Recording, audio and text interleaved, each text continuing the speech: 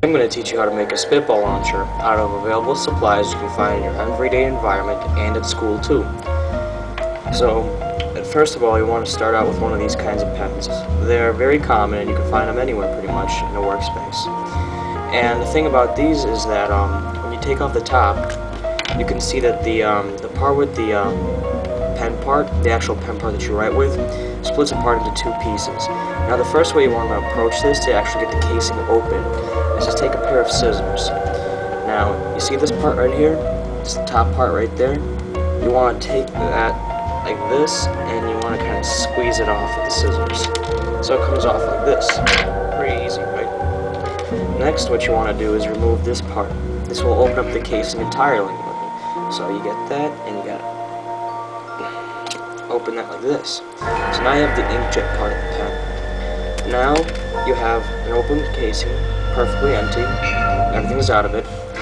Now you can proceed by attaching multiple ones, like for example right here, I have an entire set of them like this, and you can attach multiple ones with your selection of tape.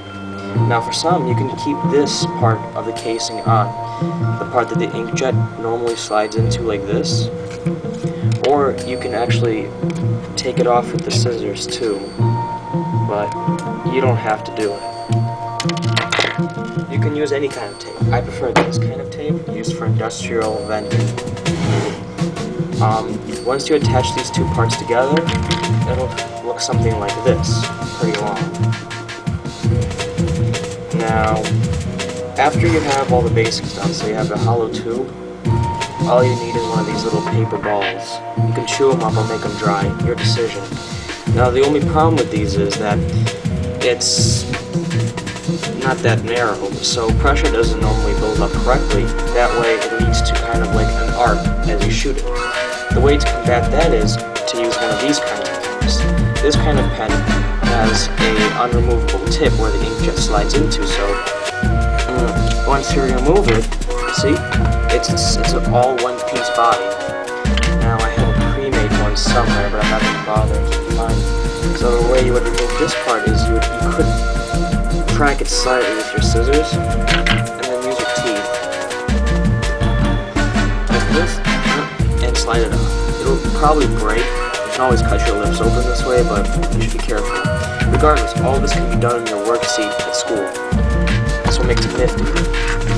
Now, once you have all these pieces ready, you can also use this kind, like I said. You can pretty much just load it in like that, see, and drop it in there.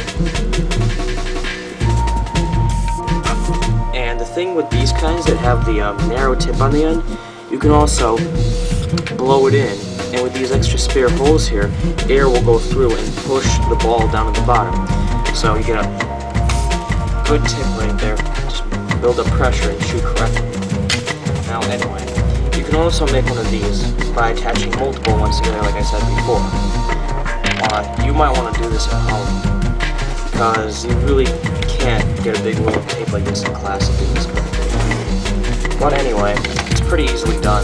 All you have to do is remove all the components of the pen, which is the inkjet cover, and the back, and all of it can be done with scissors. And once you have that off, you just load it in,